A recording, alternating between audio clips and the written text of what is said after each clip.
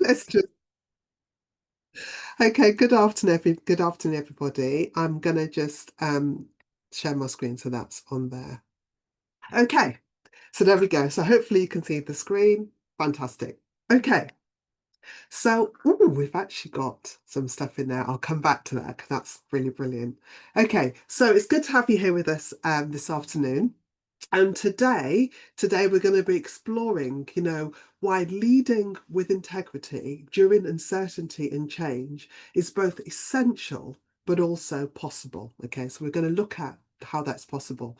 Now, we all know that in business, change is inevitable, but how we kind of navigate that change can actually make or break our success. So it's not that change doesn't happen, it's how we navigate that change that can make or break our success. So whether it's a sudden market shift, whether it's an internal restructuring, or even a global crisis, these moments test more than just our leadership skills. How you lead under pressure actually tests your values and defines your legacy. So our hope then is by the end of this session that you'll be equipped to navigate change without compromising your values. I think that's really important. To be able to lead with compassion and clarity, and also to be able to build and sustain a culture of trust and integrity, even in turbulent times, But before that, our mission is to create a welcoming space where leaders feel empowered to align their faith, their values, and ethics with their leadership.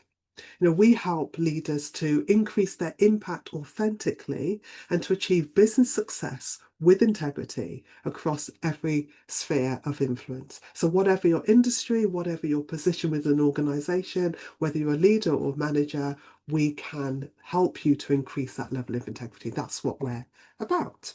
Okay, so welcome. So today we're going to look at a number of things. So the first, we're going to look at the challenge of change. So why uncertainty or change challenges ethical leadership and why it matters. We're going to share some I'm quite excited by this, to share some real world examples of ethical leadership in action, and then explore some strategies or key principles for leading through change with ethically with your integrity intact. So we're going to learn from what other people do. I'm going to take you through an interactive activity, which is an ethical decision making activity and group discussion.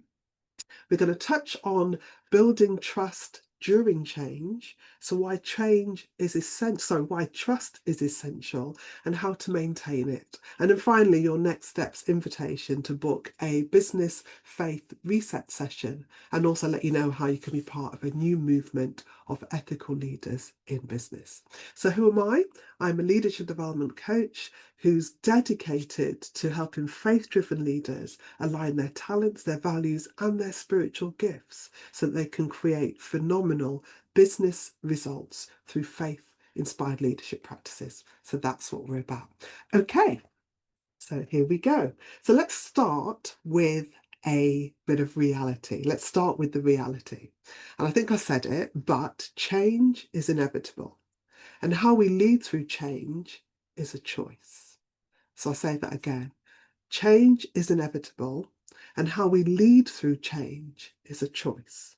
You see, change tests more than just our skills. It actually tests our values. And like I've said at the beginning, if I say something, you think, oh my goodness, I like that, or I don't, then, hit the emojis, write some stuff in the chat, and let's kind of be talking through the chat function. So I'd love to see your thoughts as you have them. Okay, so during times of uncertainties, leaders are often pressured to compromise.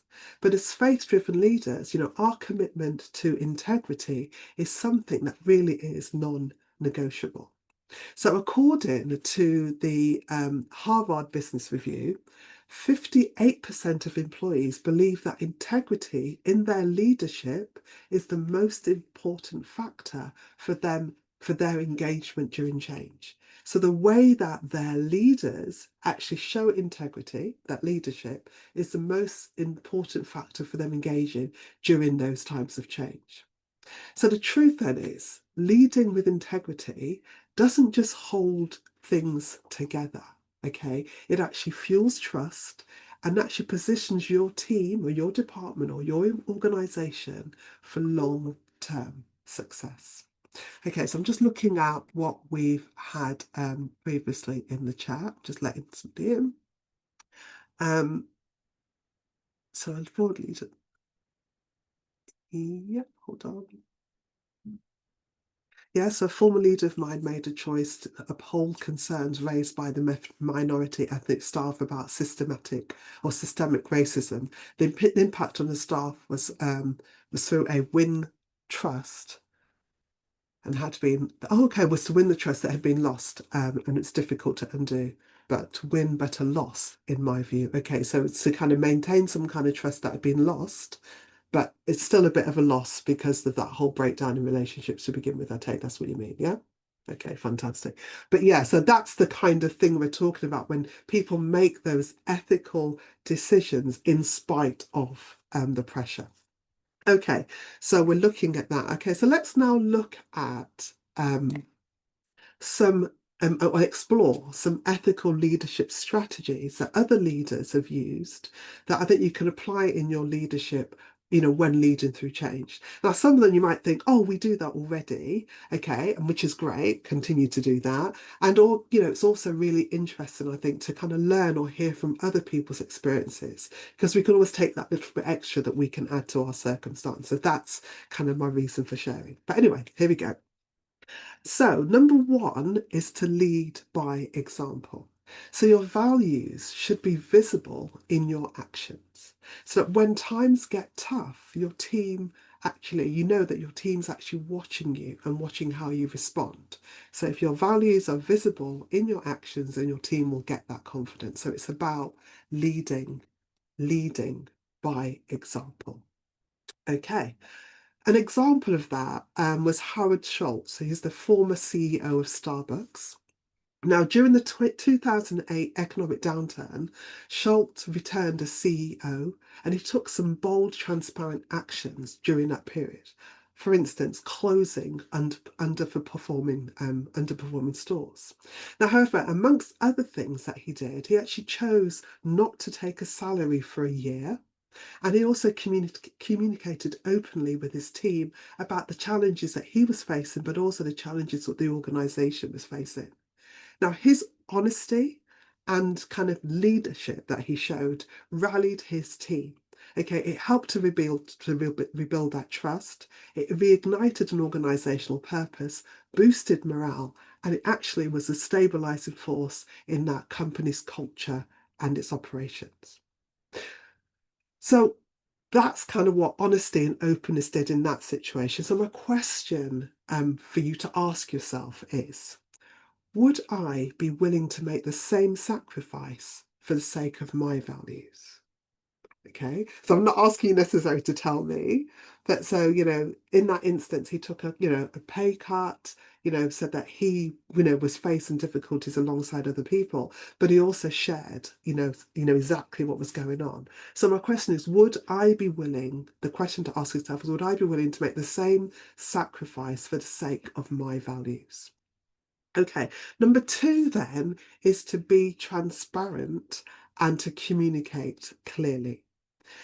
I think this one's interesting, but people can handle bad news better than they can handle uncertainty.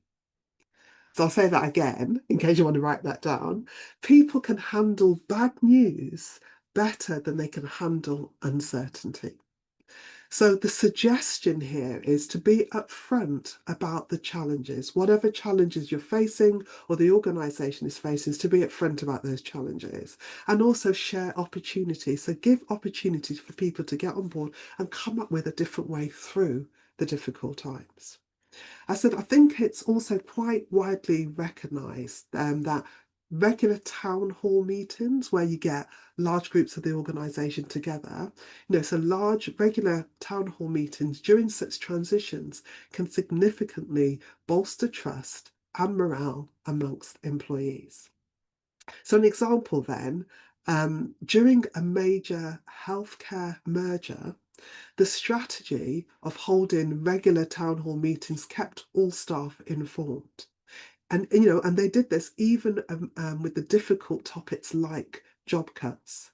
That honesty actually continued to build trust within the organization. So even in those really difficult topics, just being open and honest in those large forums made a big difference.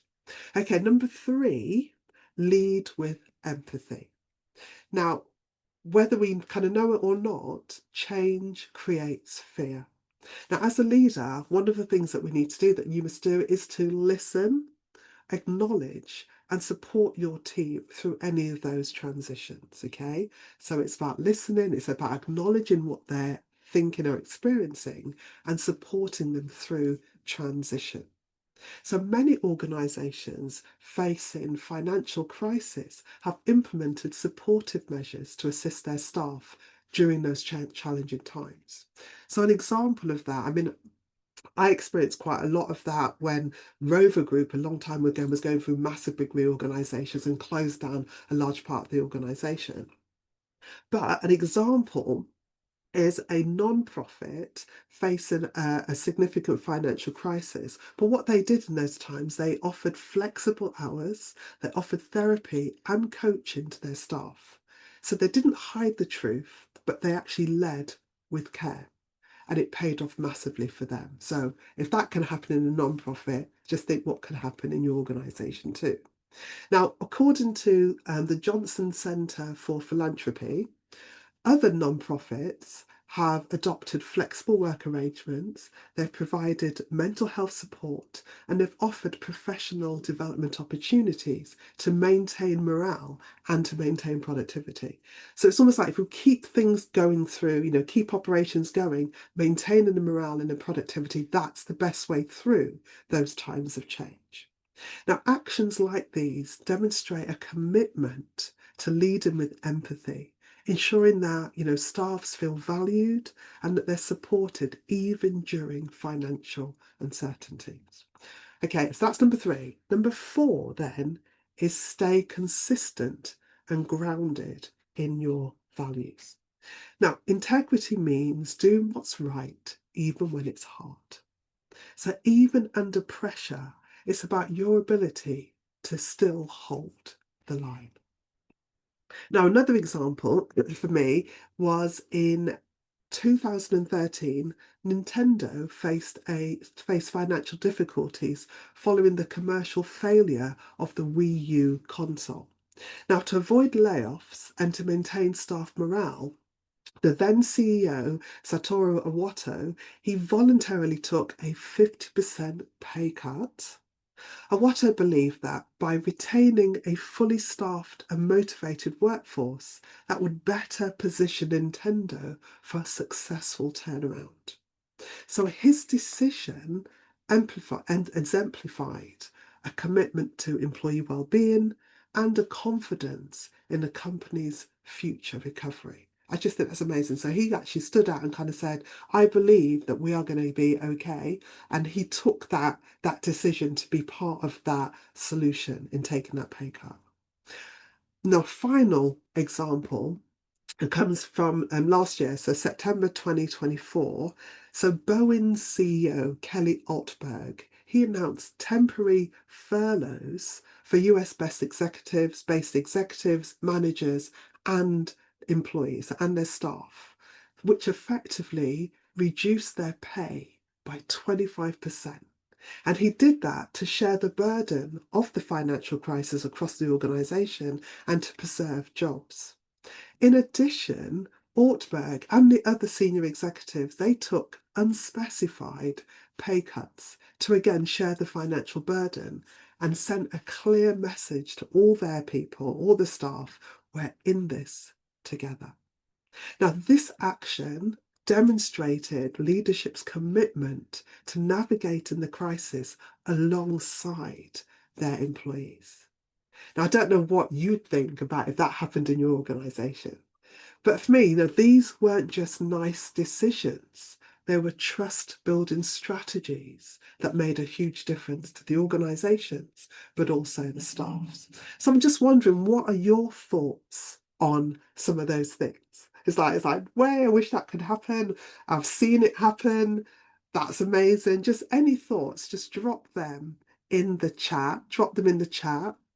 And so I could just see where you're at with that. So thinking about some of those strategies for leading through change and some of the examples, what are your thoughts on some of that? That would be really, really helpful. Okay, so as you come up with those, I'm going to, well, I'll wait a little bit, see what you come up with, and then we're going to move into a reflection activity. So we're going to continue the reflection theme. So what are any thoughts about some of those strategies? Have you seen them? Do you think they would work? Do you wish they were employed in your organisation? That kind of thing. Okay. Okay, so I'm going to set up there. But please just drop your ideas in the chat. I'll pick those up. Okay, so the reflection activity then is going to be around facing a tough choice. So I want you for a moment to imagine this. So see if you can put yourself into this scenario. Imagine you're facing, or your organisation, you're facing a serious budget shortfall. And there are two choices on the table. So as a company, you've got to choose between staff layoffs and redundancies or company-wide salary reduction. So there are the two choices. Lay people off or make them redundant, or implement a company-wide reduction in salary for everybody. Now, just some added information. Layoffs could harm morale and your brand. But salary cuts affect your team's financial well-being because everybody has bills, everybody's got mortgages to pay, people rely on their monthly salary. So to reduce that by 25% it would have an impact. So my question is, what do you do? What would be the best course of action? Okay, so I'm going to ask you to take a moment to think and then share your responses in the chat. So we're going to take some questions one at a time. And what I'd remind you though, in your thinking about your decision, don't forget to use your core values as your moral compass. Okay, so that's what I'm going to ask you to tap into. So this is the two options that you've got on the table. And the question is, what would you do? Oh, I'm going to come back to that. I love that comment. I'm going to come back to that one. Okay, so the first question then is, what choice would you make? Choice A or choice B? Lay off staff and staff redundancies or reduce the salaries right across the board? And how does that reflect your values? So would you say one or two, A or B? And how does that reflect your values? So let's see what you think about that. So A or B, and how does that reflect your values? Oh dear, okay. I love that. I do love that. Okay, so I've got a sense where your values would be because I've just read what you put in there. But in terms of if you were going to do this A or B, which would you do? Would you lay off the employees and just shut down bits of the business, or would we reduce the salaries right across if they were the only two options? What do you think you would do, and how does that reflect your values? So that would be interested to hear your thoughts on that. Okay. Okay. So what we've got is share the options with the team, A and B. Oh, okay, that's interesting. Okay, I wasn't expecting that one. Receive their feedback on both positions, pros and cons of both, and then advocate for the decision that's best for the team. I would then rationalize costs and choose B first and then go to A. Wow. So I guess with that one, it's about the option B is making sure people were okay with that and the implications of that in the first instance before going ahead and making that financial. I do like that. I wasn't expecting that, but then again, I did say from what you said before, so I'm going to share. During a major organisational change programme, you ensured that all members of the team had positions secured in the new structure although that meant that you did not have a role in the new structure yourself.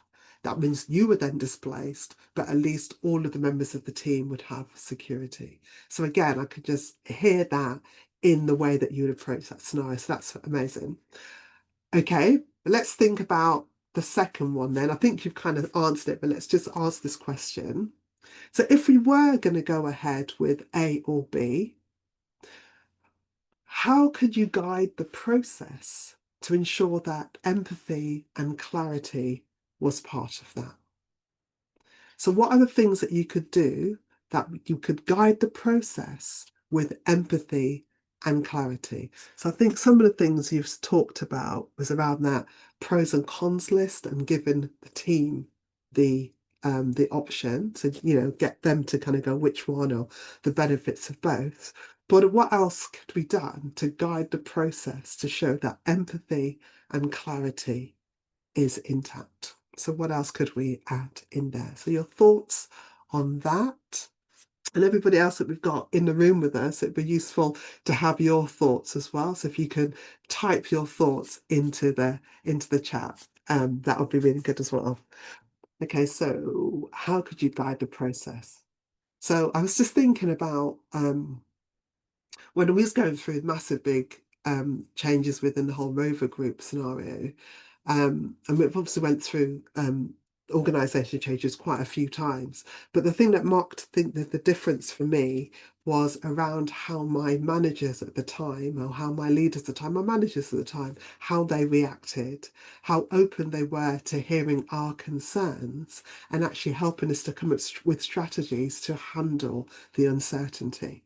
So for me, it wasn't necessarily about what the wider organisation did. It was about the managers or the leaders closest to me that actually helped us as our team to navigate through those uncertainties so that we were still able to perform and show up at work every day. So those are the things that helped me. So they listened, but they were also very clear about where we were in that process. So I don't know if there's some of the things that you're thinking, but yeah, how would you guide the team? Okay. Okay, so ask the team collectively to come up with both scenarios. So again, so that's making sure you're getting what they're believing. Confidently ask or confidentially ask who may be taking this opportunity to do something else. Okay, so there could be a natural, I like that one. Okay, so actually, if you actually go out and ask them, share the thing, share what's going on. Other people may have actually started to look for roles themselves. So if you can understand that, then that actually, makes more of the budget go around for everybody else if they're going to be exiting the building and exiting the organisation. I do kind of like that, and that openness. You would have that openness in order for people to be able to share that in those turbulent times. So that would also show the relationship that you have with your team. So I do like that. I think that's great. Okay, one final one then. What can you do? So again, depending on what you went with A or B, what can you do to ensure that your team understand and trust the decision that you make? So if you're asking the team for their solution or their scenario, and you've chosen something that one of them didn't agree with, how can you ensure that your team understands and trusts the decision that you've made? So is there anything else that you would add to that to make sure that helps? And I think just your approach and the relationship that you would have with individuals would actually stand you in good stead to help your team to understand the fact that you've been transparent and asked for their pros and cons. So you've included them in the decision making process. That helps them to understand. But is there anything else that we need to do to help them to take on or understand the actual decision that you make in the end, particularly if it's not one that they wanted to support?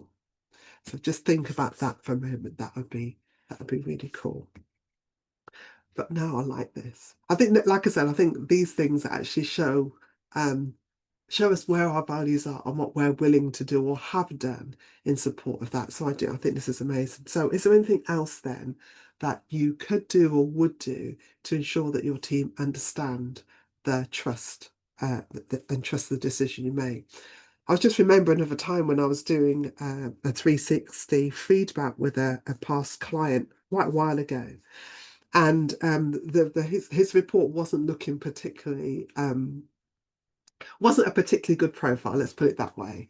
And in that moment, it's like, well, how do I kind of help him to understand that, his leadership and where his leadership was having more of a negative impact than a positive one.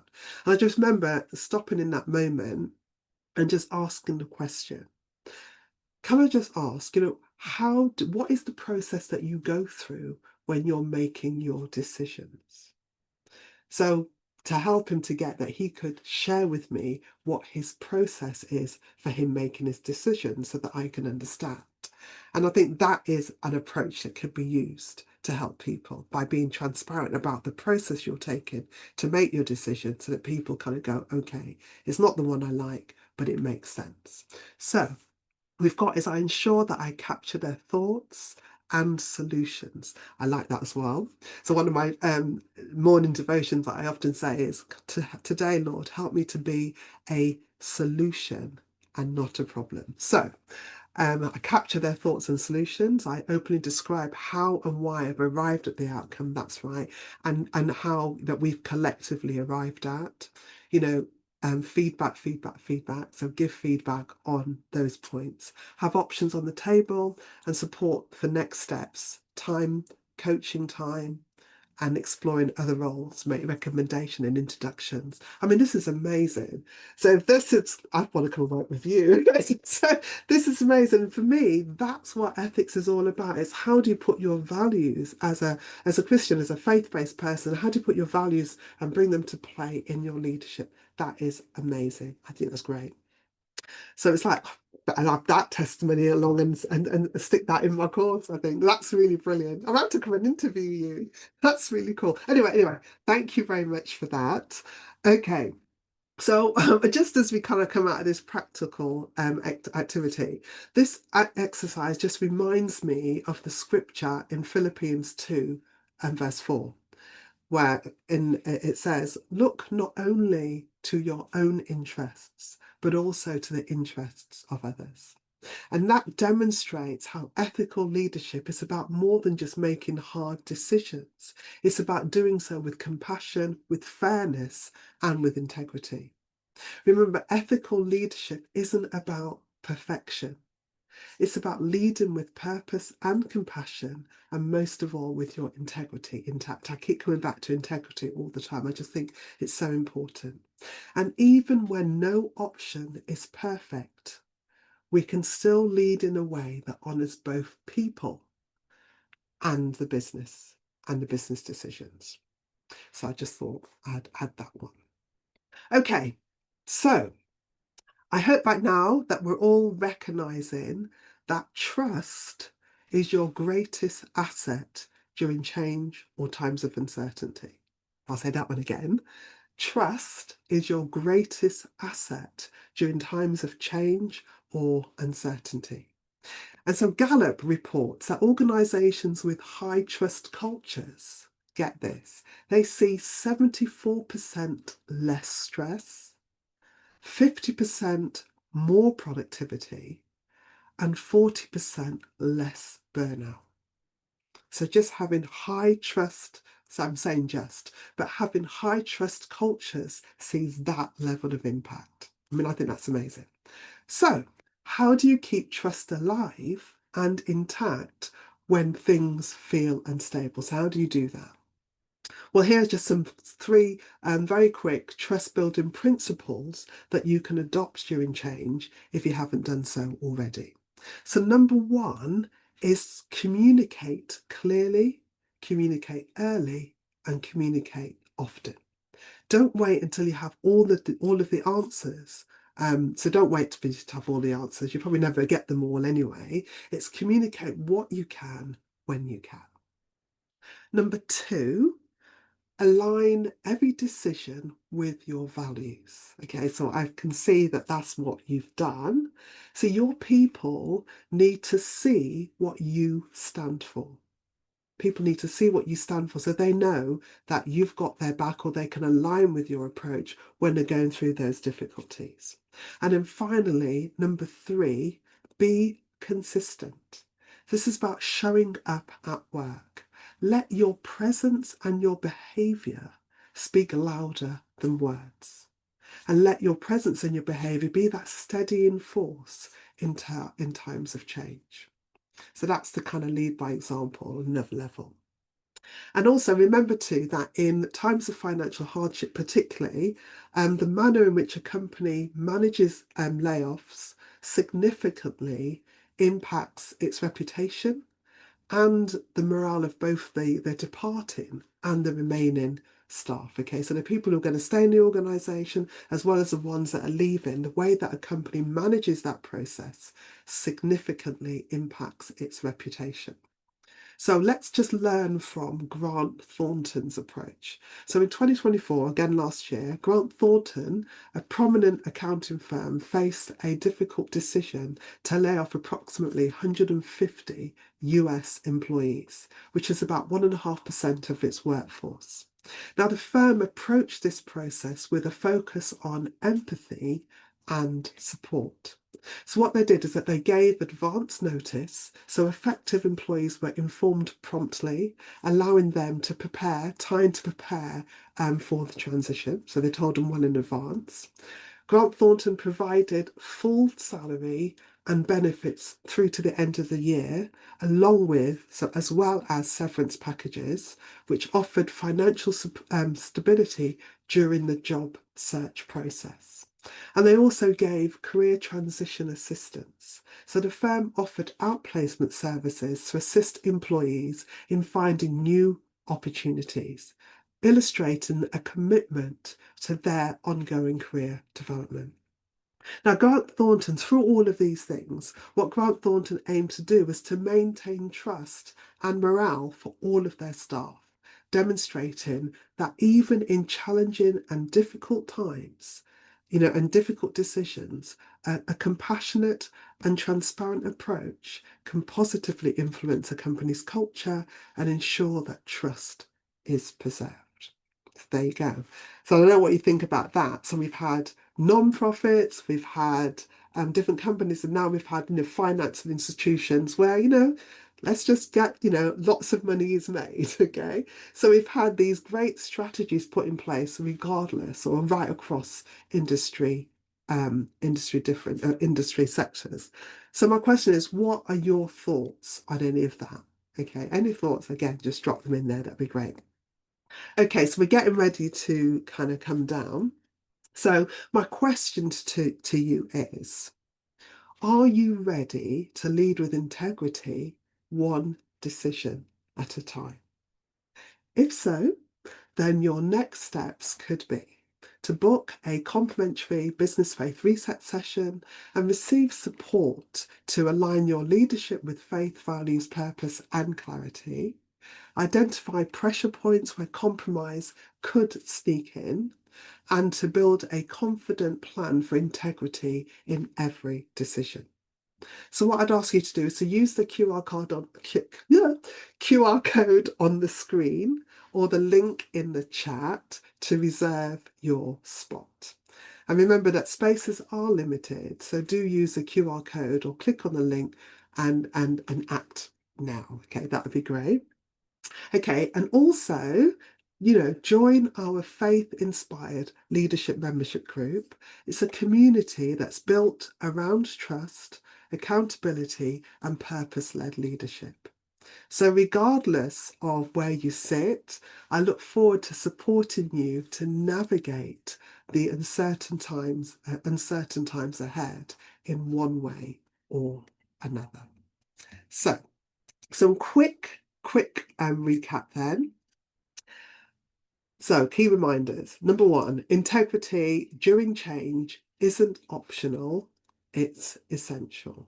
So, integrity during change isn't optional, it's essential.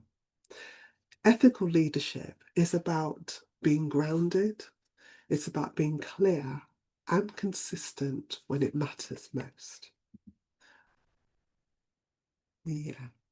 Leadership, I'm just going to add this point. So, in as we know, so integrity isn't optional. It's essential, and we've got. I find that leader with integrity, it's how would I want the best outcomes for myself and others to be delivered. So I'd like that to be compassionately person-centered, honest, and transparent. So really taking that Grant Thornton approach. That's brilliant. So integrity isn't optional. It is actually essential. Number two, and I think you're echoing this, leadership sets the organization or the cultural tone for the organization. So your leadership and how you actually show up every day sets the tone for your team's courage, and it also sets the tone for your team's confidence. And then finally, transparency, which we've talked about, empathy and consistency, sustained trust. So those things together, integrity with clarity, when it's consistently applied, that's actually the secret sauce in sustaining trust within your organization. So it's all those elements, consistently being applied is what makes the difference. So now we've covered all of that. My last question is, what are your thoughts on all of this now? What are your thoughts on all of this now? So feel free to share your reflection, any questions that you may have in the chat, or you can obviously reach out to me. So is anything else that comes to mind as we kind of wrap up today? And don't forget, to book your business faith reset session, and also look out for the worksheet, the follow-up worksheet, which is going to be emailed out to you. So that will be coming to you soon. So any thoughts, just drop them in there.